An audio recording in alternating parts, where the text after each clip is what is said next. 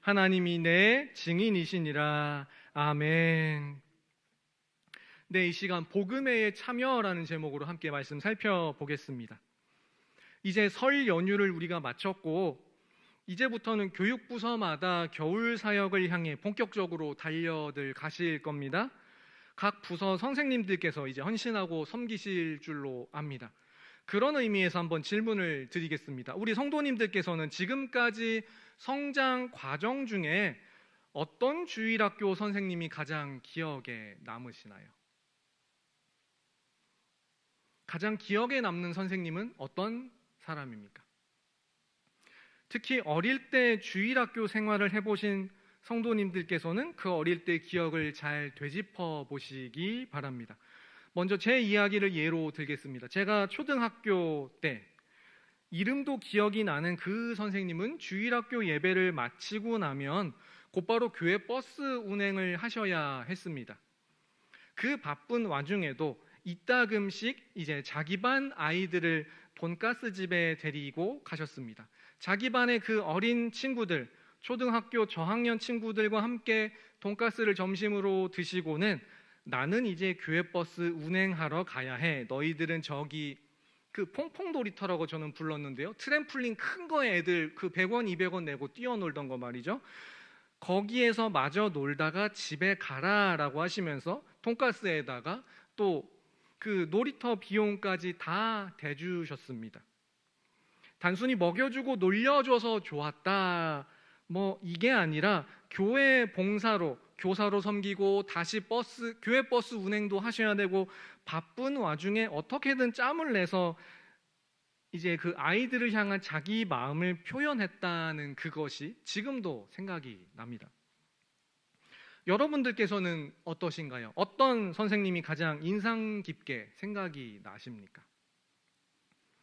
뭐 교사 강습회니 무슨 교사 특강이니 이런 시간을 통해서 가장 기억에 남는 주일학교 선생님을 떠올려 보세요라고 하면 뭐 예를 들어서 그분이 말씀을 가르치신 것이 너무 탁월해서 기억에 남습니다 라고 대답하는 경우를요 저는 단 한 번도 본 적이 없습니다.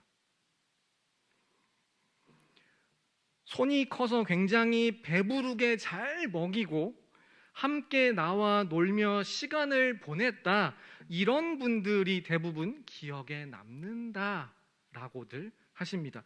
물론 선생님들께서 가르친 말씀이야말로 살아있고 운동력이 있습니다. 다만 콩나물 시루에 물을 주면 물은 아래로 쪽 빠지고 콩나물은 잘 크듯이 그 먹이신 말씀은 사실 우리 기억의 수면 아래로 쑥 내려가 있고 우리 기억에 가장 깊이 박히는 것은 바로 어떠한 사랑의 교제를 나눈 추억들, 이렇게 놀았다, 이렇게 해주셨다, 아플 때 이렇게 해주셨다 등 어떤 사랑의 교제를 나눈 추억입니다. 그렇지 않은가요?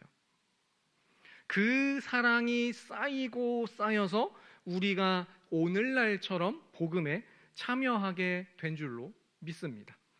그러면 이제 오늘 본문을 살펴보겠습니다. 그에 앞서 오늘 본문인 빌립보서의 배경에 대해 잠시 살펴보겠습니다. 빌립보서는 흔히 기쁨의 서신이라고도 불립니다.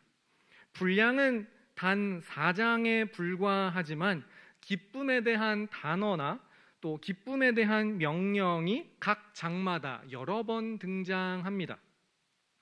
아이러니한 것은 빌립보서가 쓰일 당시 바울의 상황은 전혀 기뻐할 만한 상황이 아니었다라는 겁니다. 오늘 본문인 1장 7절에도 언급되어 있습니다만 빌립보서 저술장 그 당시 바울은 감옥에 매여 있는 상태였습니다. 그래서 에베소서, 골로새서, 빌레몬서와 더불어 빌립보서까지 감옥에서 바울이 썼다라고 해서 옥중서신이라고도 합니다. 그런데 자신이 비록 감옥에서 이렇게 편지를 쓰고 있음에도 바울은 기쁘다고 합니다. 빌립보서의 서론인 오늘 본문부터도 바울의 기쁨이 직접적으로 나타납니다. 바울이 비록 옥에 갇혀 있음에도 기뻐할 수 있는 이유 중에 하나는 이것 때문이라고 하는데요. 우리 오늘 본문 3절부터 5절까지 말씀 함께 읽겠습니다. 시작. 내가 너희를 생각할 때마다 나의 하나님께 감사하며 간구할 때마다 너희 무리를 위하여 기쁨으로 항상 간구함은 너희가 첫날부터 이제까지 복음을 위한 일에 참여하고 있기 때문이라. 아멘. 바울은 자신이 비록 옥에 갇힌 상황이지만 여전히 하나님께 감사하고 기뻐할 수 있는 것은 바로 빌립보 교회 성도들 당신들이 이제까지 복음을 위한 일에 참여하고 있기 때문이다라고 합니다. 복음에 참여하는 동역자 빌립보 교회 성도들 때문에 기쁘다고 합니다. 그리고 이러한 빌립보 교회 성도들의 복음의 참여는 단순히 인간적인 열정이 아니라 6절에 너희 안에 빌립보 교회 성도 안에 하나님께서 이 착한 일을 시작하셨다라고 선언합니다. 그리고 7절과 같이 나의 매임과 감옥에 갇혀 있는 상태고요. 복음을 변명함과 확정함에 너희가 다 나와 함께 은혜에 참여한 자가 됨이라라고 선언합니다. 빌립보 성도들이 바울과 함께 참여한 이 일은 복음이고 은혜의 사역이다라는 겁니다. 그러면 5절에서 말씀한 복음을 위한 일에 참여했다라는 것이 더 구체적으로는 무엇일까요? 일단 빌립보 교회 성도들이 복음에 참여한 일을 콕 집어 말하면 빌립보 교회가 바울에게 선교 헌금을 보낸 것입니다. 특히 빌립보서 4장 14절부터 16절에 그 상황이 더 구체적으로 나옵니다. 우리 생각에는 누군가가 선교를 위해 애쓰는 그 바울에게 선교 헌금을 보내는 것, 또 바울이 그 선교 헌금을 받아서 다시 자신의 어떠한 복음 전파를 위해 여러모로 쓰는 것은 당연해 보입니다. 오늘날 우리도 믿음의 각자 믿음의 분량에 따라 그렇게 선교지를 섬기고 계실 줄로 압니다. 그러나 당시 바울의 상황은 사실 우리가 생각하는 것과는 달랐습니다. 전혀 그렇지 않았죠. 본래 바울의 선교는 자비량이 원칙이었습니다. 특히 고린도전서 9장에 그에 관한 말씀이 잘 나옵니다만 바울에게도 당연히 복음을 위한 일을 섬김에 따라 누릴 수 있는 권리가 있었습니다. 기본적인 먹고 마실 권리, 베드로라든지 다른 형제들처럼 주의 자매된 아내를 데리고 다닐 권리, 그리고 복음에 참여함으로 인해 굳이 자비량으로 일하지 않아도 되는 후원을 받아 살 수 있고 복음을 위해 일할 수 있는 권리가 당연히 있었습니다. 그러나 바울을 공격하는 원수들 때문에 행여 그로 인해 자신이 전하는 그 복음에 장애가 있을까 봐 바울은 그 모든 권리를 쓰지 않고 참으며 자비량 선교를 했습니다. 그런 원칙에 따라 굳이 자비량 선교를 했던 바울이 빌립보 교회 성도들의 헌금을 받았다라는 것은 그렇게 받아도 될 정도로 상당히 친밀한 관계를 맺어왔다라는 것을 의미합니다. 그래서 빌립보서는 기쁨의 서신으로 가장 잘 알려져 있기도 하지만 에바브라 디도라는 동역자 편으로 선교 헌금을 보냄으로 복음에 참여한 빌립보 성도들을 향한 감사 인사, 그 답례를 위해 쓰여진 그런 편지이기도 한 겁니다. 이 친밀한 관계가, 이 사랑의 관계가 바울을 향해 바울의 그 사명을 함께 섬길 수 있도록 아무나 이 바울의 선교의 후원자가 되어주지 못했지만 적어도 빌립보 교회 성도들만큼은 이 바울의 복음 전파의 사명에 또 이 헌금을 통해 감당할 수 있는, 참여할 수 있는 그러한 친밀한 관계를 누릴 수 있었던 것입니다. 그래서 바울도 8절과 같이 내가 예수 그리스도의 심장으로 너희 무리를 얼마나 사모하는지 하나님이 내 증인이시다 라고 빌립보 성도들을 향해 마찬가지로 그렇게 선언하고 있습니다. 굉장히 친밀한 관계를 바울과 빌립보 교회가 누리고 있었던 것이죠. 그리고 5절에 복음을 위한 일에 참여한다라고 했습니다. 여기서 참여는 헬라어로 코이노니아입니다. 혹시 들어보셨나요? 코이노니아. 가장 1차적인 뜻은 교제라는 뜻입니다. 예를 들면 목장별로 오늘 우리가 모여서 즐겁게 교제했다라고 할 때의 그 교제, 이게 바로 코이노니아입니다. 그래서 오늘 본문의 참여를 교제로 바꿔서 읽으면 이렇게 됩니다. 5절에 보시면 너희가 첫날부터 이제까지 복음을 위한 일에 교제하고 있기 때문이다.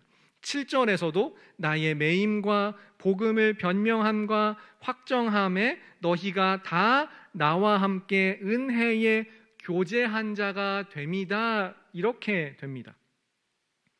복음을 위한 일에 참여, 이러면 굉장히 좀 뭔가 분위기가 비장하고 무거워집니다. 복음을 위한 일에 참여, 뭔가 지금 당장 뛰어들어야 될 것 같고 뭔가 많은 부담을 해야 될 것 같지만 복음을 위한 일에 대한 교제, 이러면 느낌이 좀 더 가벼워지고요. 물론 사명을 감당해야 되지만 사명 감당에 앞서 어떠한 말 그대로 사랑의 관계가 있었구나라는 것을 느낄 수 있게 됩니다. 물론 우리의 사명이 늘 가벼울 수만은 없습니다. 늘 좋을 수만은 없죠. 때로는 비장하게 사명을 감당해야 될 때가 오는 것은 사실입니다. 그러나 잘 생각해보면 반대로 그렇다고 해서 우리의 신앙생활이 늘 무겁지만도 않고 버겁지만도 않습니다. 사랑의 교제들이 있죠. 신앙생활이 어떠한 즐거움과 사랑에서부터 시작해서 그 믿음의 분량에 따라 점점 사명으로 우리가 나아가게 되는 것이지 않습니까? 이게 우리의 신앙생활입니다. 처음에는 즐거움과 사랑에서부터 시작해 점점 어떠한 예수 그리스도의 복음을 향한 그 막중한 사명의 짐을 점점 더 져 나가고 훈련되어 가는 것이 말이죠. 이처럼 복음에 참여하는 것이란, 은혜의 교제란 총체적입니다. 먼 목표나 사명도 바라보지만 지금 당장 내 옆에 있는 동역자도 돌아보고 내 옆에 있는 동역자의 존재 그 자체로 즐거워하기도 하는 것이죠. 함께 인사하실까요? 사랑합니다. 축복합니다.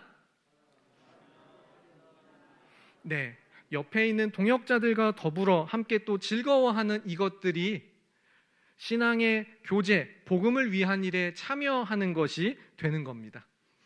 예수님부터가 그랬습니다. 물론 우리 죄를 위해 십자가를 지시는 이 심각한 것이 예수님의 전 세계적이고 궁극적인 목표였습니다.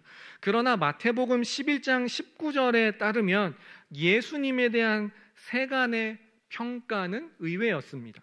먹기를 탐하고 포도주를 즐기고 세리와 죄인의 친구라고 당시 사람들은 예수님을 그렇게 평가를 했습니다. 먹기를 탐하고 누군가의 친구랍니다. 요한복음 2장에 보시면 예수님께서 갈릴리 가나에서 행하신 첫 번째 이적은 어떠한 병고침이나 귀신의 쫓으심 같은 어떤 심각한 것이 아니라 혼인잔치에 포도주가 떨어지자 그 흥이 깨지지 않도록 다시 물이 변하여 포도주가 되게 하신 것이었습니다. 교제를 도와주셨죠. 그렇게 세리 죄인들과 교제하시며 우리의 친구가 되어주심을 보여주신 주님께서 마지막에 십자가에서 자기 목숨을 버리시는 진정한 친구의 사랑을 우리에게 보여주셨던 것입니다. 오순절 성령이 임한 후 초대교회의 그 모습은 어땠을까요?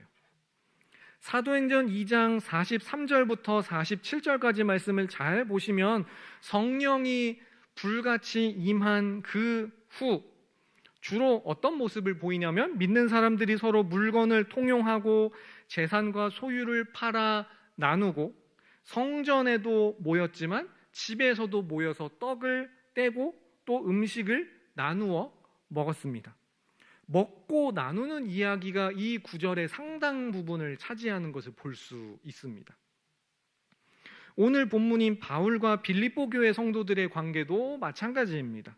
앞서 말씀드린 것처럼 8절과 같이 바울의 선교 사역 사명에 참여하기에 앞서 이들은 바울이 보기에 사랑스럽고 그 바울이 이들을 사모함이 얼마나 대단한지, 예수 그리스도의 심장으로 내가 사모하는 사람들, 당신들은 그렇게 내가 사모하는 사람들이라고 표현을 했습니다.